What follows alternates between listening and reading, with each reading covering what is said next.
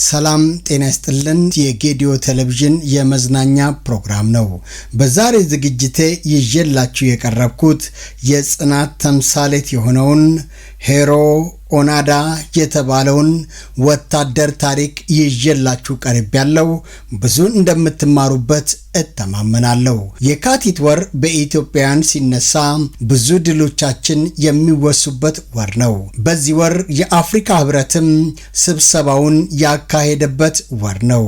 እኛ ኢትዮጵያውያን ደግሞ ብዙ ድሎቻችን፣ ብዙ አዋጆቻችን በሙሉ በየካቲት ወር የተደረጉ ናቸው።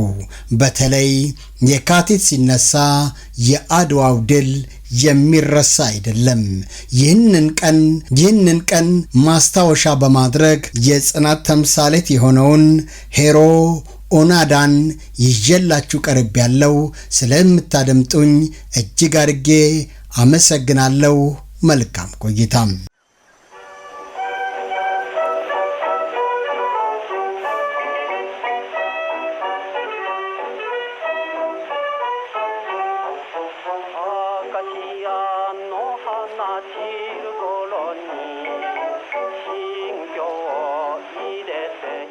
በሁለተኛው የዓለም ጦርነት መጋባደጃ የመጨረሻዎቹ ወራት አካባቢ በታህሳስ 17 1944 ላይ ነበር የጃፓን ሰራዊት የ23 ዓመቱ ሄሮ ኦናዳን ወደ ፊሊፒንሷ ደሴት ሉባንግ የላከው። የወጣቱ ወታደር ተልዕኮ የተወሰነ ቁጥር ያላቸው ወታደሮችን ለሽምቅ ውጊያ ማደራጀትና መምራት ነው።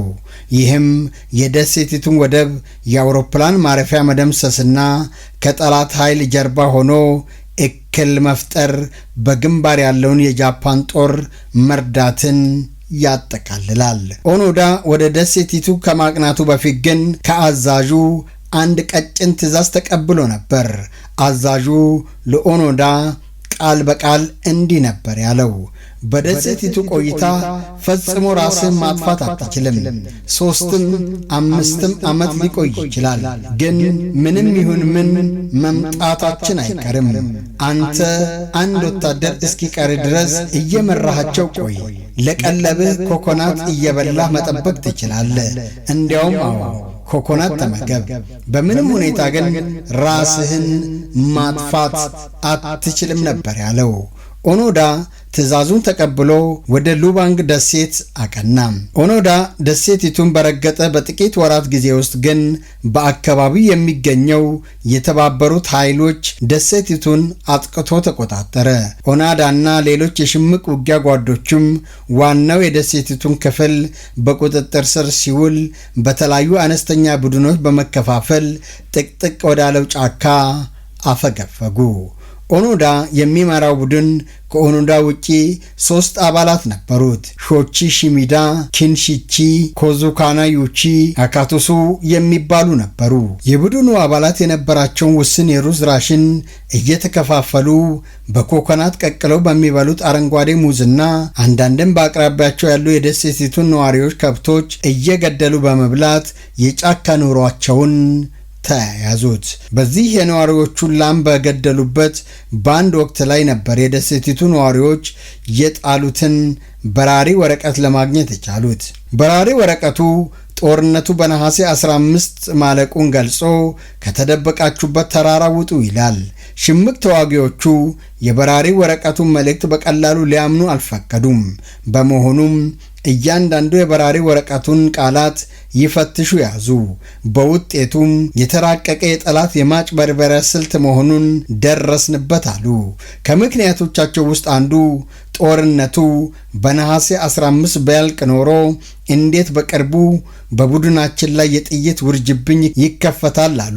የሆነ ሆኖ በአውሮፓ ሂትለር ተሸንፎ በፓሲፊክ በኩልም ጃፓን 2 አቶሚክ ቦምቦች ወርደውባት በይፋ መሸነፏን ገልጻ ሁለተኛው የዓለም ጦርነት ተገባዷል።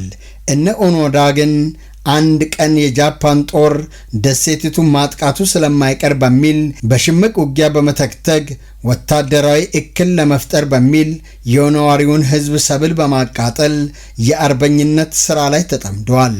የጫካውን ሙቀት፣ የማያባራውን ዝናብ፣ አይጦችንና ነፍሳትን ንድፊያ እንዲሁም ከስንት አንዴም ቢሆን የሚላክባቸውን ወታደራዊ አሰሳ ተቋቁመው እነ ኦናዳ ትግላቸውን ቀጥለዋል። ከነ ኦናዳ ቡድን ውጪ ያሉት ሌሎች በቀጠሉት ጊዜያት ወይ እጃቸውን ሰጥተዋል አሊያም ተገድለዋል። እነ ኦናዳ ግን ወይ ፍንክች ሽምቅ ተዋጊዎቹ ከጫካ እንዲወጡ ለማድረግ በተለያዩ ጊዜያት የተለያዩ ዘዴዎች በመጠቀም የጦርነቱን ማብቃት ለመግለጽ ሞክሯል። ለምሳሌ ያህል የጃፓን የ14ኛው ክፍለ ጦር አዛዥ የሆኑት ጄኔራል ያማሽታ ቃል የሰፈረበትና ጦርነቱ በመጠናቀቁ እጃቸውን ስጡ የሚል መልእክት የያዘ በራሪ ወረቀት ተበትኗል። ከዚህም በተጨማሪ ጋዜጦች፣ ከዘመዶቻቸው የተላኩ ደብዳቤዎችና ፎቶዎች ከጦር አውሮፕላን ቢጣልላቸውም እነ ኦናዳ ግን በጠላት ማጭበርበር አንበለጥም ብለው እንዳደፈጡ ቆዩ።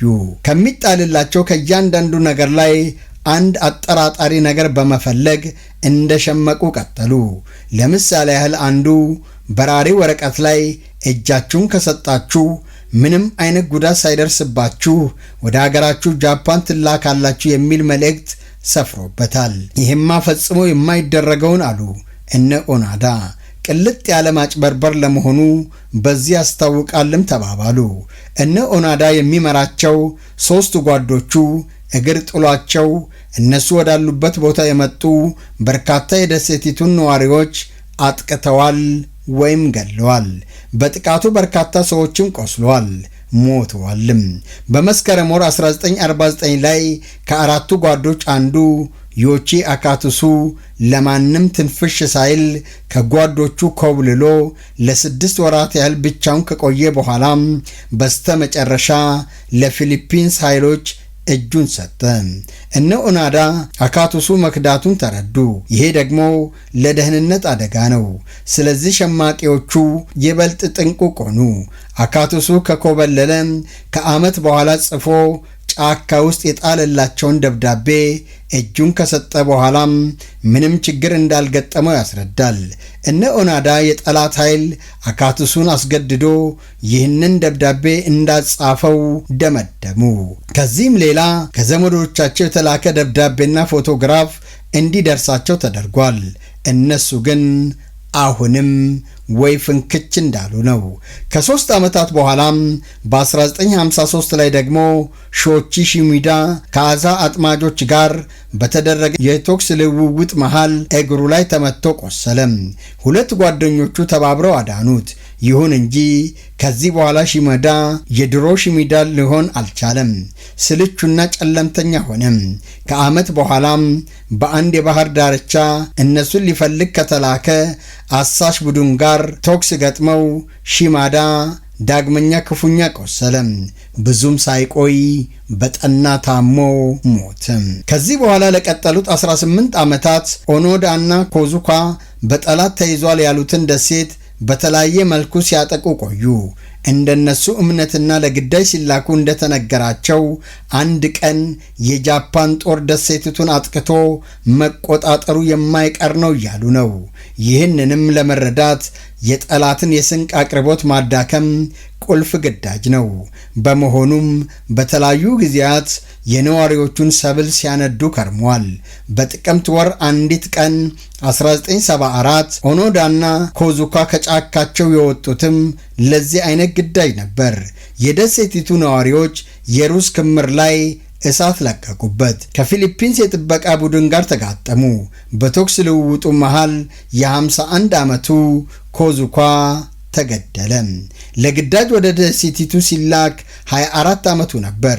ለ27 ዓመታት ባለቀ ጦርነት ላይ እንደሸመቀ እንደተዋጋ ኮዙካ አረፈ። የኮዙካ ሞት ጃፓን ውስጥ ሲሰማ አዛዡ ኦኖዳም በሕይወት ሳይኖር አይቀርም በሚል በርካታ የፍለጋ ቡድኖች ቢላኩበትም የትኞቹም ሊያገኙት አልቻሉም። በየካቲት ወር 1975 ላይ ኦናዳ ለብቻው መኖር ከጀመረ ከ1 ዓመት ከመንፈቅ በኋላ የዩኒቨርሲቲ ትምህርቱን ጥሎ ዓለምን ለማሰስ የተነሳው ጃፓናዊ ወጣት ኖሪዬ ሱዙኪ በስተመጨረሻ ኦኖዳን ፈልጎ ሊያገኘው በቃ። ወዲያውም ጓደኞች ለመሆን ቻሉ። ሱዙኪ የጦርነቱን ማብቃት በተመለከተ ለኦኖዳን ማሳመን ቢችልም ኦኖዳ ግን በቅርብ አዛዡ የቀጥታ ትዕዛዝ ካልሆነ ፈጽሞ እጁን እንደማይሰጥ ነገረው። ሱዙኪ ከኦኖዳ ጋር አብረው የተነሱትን ፎቶ ይዞ ወደ ጃፓን አመራ። የጃፓን መንግስትም የያኔውን ባለቀጭን ትዕዛዝ የኦኖዳን አዛዥ ሜጀር ታንጉቺን ፈልጎ አገኘ። ታንጉቺ አሁን የመጽሐፍ ነጋዴ ሆኗል። ሱዙኪና ታንጉቺ ኦኖዳን ለማግኘት ወደ ሉባንግ አመሩ። በመጋቢት 9 1974 ሱዙኪና ሜጀር ታንጉቺ ኦኖዳን በተቀጣጠሩበት ቦታ አገኙት። ኦኖዳ እንደነገሩ የጠቃቀመውን ወታደራዊ ዩኒፎርሙን ለብሶ ጎራዴውን ጠመንጃውንና ቦምቡን እንደታጠቀ ነው። ሜጀር ታንጉቺም ወታደራዊ ትዕዛዙን ጎላ ባለ ድምፅ አሰማ። ጃፓን ጦርነቱን ተሸንፋለች። በመሆኑም ማንኛውም ወታደራዊ እንቅስቃሴ እንዲቆም አሳውቃለሁ። ኦኖዳ የጠበቀው ዜና ቢሆንም ጆሮውን ማመን ግን አልቻለም። ድንገት ጨለመበት ይላል ኦኖዳ ያንን ወቅት ሲያስታውስ። ኦኖዳ በድምፅ አልባ ንዴት ውስጥ ታመሰ። እንዴት ልንሸነፍ ቻልን አልኩ ይላል ኦኖዳ ቃላት ሳይተነፍስ። የጠመንጃውን መጠበቂያ አላላ፣ ጥይቶቹንም አራገፈ። ሁሌም ተለይቶት የማያውቀውን በጀርባ የሚያዝለውን ሸክሙን አውርዶ አስቀመጠ። ላዩ ላይ ጠመንጃውን፣ ውስጡ የሚንቀለቀለውን ንዴት ጋብ ሲል ያልተጠበቀ እንባ ፈለቀው። ኦኖዳ ነባ። የዚህ ሁሉ ዓመታት ልፋት ለዚሁ ነው እንዴ ሲል አሰብኩ ይላል። ጓደኞቼ የተሰዉት በከንቱ ነበርና እኔስ አብሬያቸው ያኔውኑ ብሞት አይሻልም ነበር አለ። ተመሰቃቀለም። ሐሳቡ ሁሉ ሊሰበሰብለት አልቻለም። እንደ ልጄ ተንከባክቤ ከጠበቅኩት ከዚህ ጠመንጃዬ ጋርስ ካሁን ወዲያ ተለያየም ማለት ነው አለም። የኮዙካስ ጠመንጃ ወሽቄ የደበቅኩት ኦኖዳ በስሜት ማዕበል ተዋጠም። ለማንኛውም ሁለተኛው የዓለም ጦርነት ካበቃ በኋላም ለ29 ዓመታት የዘለቀው የኦኖዳ የሽምቅ ትግል በዚህ መልኩ አበቃ። ኦኖዳና ጓደኞቹ በእነዚህ ዓመታት ውስጥ በደሴቲቱ ነዋሪዎች ሕይወት ላይ ከባድ ጉዳት አድርሷል። 30 የሚሆኑ ፊሊፒንሲያንንም ገድለው 100 ያህል አቁስሏል። ስፍር ቁጥር የሌለው የእህል ክምርም አቃጥሏል። ቢሆንም ግን ኦኖዳ እጁን ለፊሊፒንስ መንግስት ከሰጠ በኋላም ሳያውቅ ለፈጸመው ወንጀል የወቅቱ የፊሊፒንስ ፕሬዝዳንት ፈርዲናንድ ማርቆስ ሙሉ ይቅርታ አድርገውለታል። ኦኖዳ ጃፓን ሲገባም ታላቅ የጀግና አቀባበል ተደረገለት። ኦኖዳ ከጦርነቱ በኋላም ያገኛት ጃፓን ተለውጣለች። ከዘመናዊ ሕይወትም ጋር ተጣጥሞ መዝለቅ አልሆንልህ አለው። ከዚህም በተጨማሪ የመገናኛ ብዙሃን የሁሉም ትኩረት መሆኑ ምቾት አልሰጠውም። የጃፓን መንግስት የ29 ዓመት ደሞዙን አስቦ ቢሰጠውም እዚህ ገባ የሚባል ሆኖ አላገኘውም። የህይወት ታሪኩም ኖ ሰረንደም ማይ 30 ይር ዋር በሚል አርዕስት በመጽሐፍ አሳትሞ አወጣ። ከዚያም ጃፓናዊት ሚስት አግብቶ ወደ ብራዚል ሄዶ ከብት እያረባ በግብርና ተጠምዶ መኖር ጀመረ።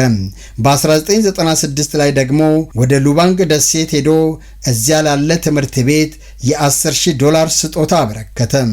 ኦኖዳ ከጦርነቱ በኋላ ስላገኛት ጃፓን ሲናገር በኢኮኖሚ ታላቅ አገር ብትሆንም ጃፓን በሞራልና በአርበኝነት መንፈስ ግን ርቋታል ይላል። ከጦርነት በኋላ ያለው የትምህርት ስርዓት ጃፓናውያን ላይ ወታደራዊ ጥፋተኝነት መንፈስ እንዲያደር የሚያደርግ ነው ሲልም ይኮንናል። በዚህ ጉዳይ እየተከነከነ ባለበት ወቅት ብራዚል ውስጥ ሳለ ኦኖዳ አንድ የሀገር ቤት ዜና ነበበ። አንድ የ19 ዓመት ጃፓናዊ ወጣት የኮሌጅ መግቢያ ፈተና በመውደቁ ሳቢያ ቤተሰቦቹን ገደለ የሚል ዜና ሰማ። ኦኖዳ ተገረመ። ለምንድን ነው ቤተሰቦቹን ከመግደል ይልቅ ከቤት ጥሎ ያልወጣው? እንደሚገምተው በግሉ በራሱ ለመኖር በቂ የራስ መተማመን የለውም ማለት ነው ሲል አሰበ። ይህ ደግሞ ጃፓናውያን ምን ያህል ደካሞች እየሆን እንደመጣን አመላካች ነው አለ።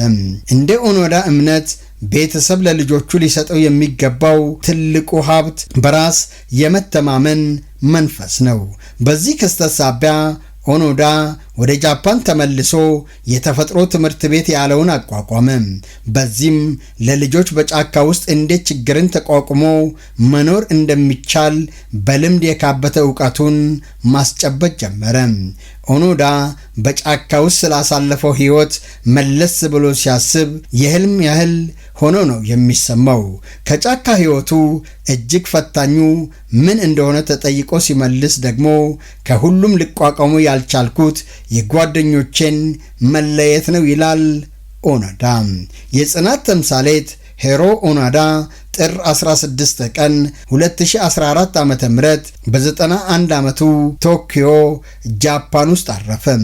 እንደ ኦኖዳ የተጋደሉ ታሪክ ስለሌላቸውና በሌሎች ምክንያቶች ጭምር ዓለም ታሪካቸውን ባይሰማም ሌሎች ሁለት የሁለተኛ ዓለም ጦርነት የጃፓን ወታደሮች ለበርካታ ዓመታት በጫካ ውስጥ ተደብቆ ተገኝቷል።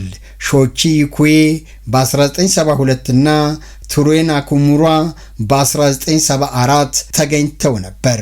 ክቡራትና ክቡራን ተመልካቾቻችን የጽናት ተምሳሌት የሆኑትን ጃፓኖችን ይህን ያህል አነሳሁላችሁ። በተለይ ግርም የሚለው የጽናት ተምሳሌቱ ሂሮ ኦኖዳ ምን ያህል ለአለቃው ታዛዥ እንደነበረም ከታሪኩ ተረድታችኋል።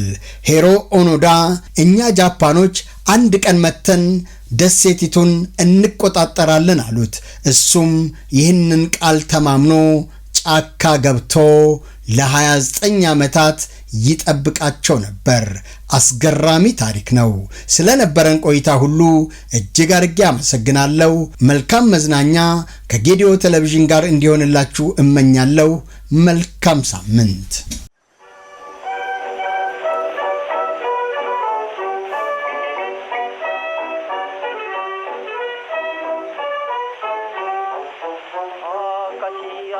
の花散る頃に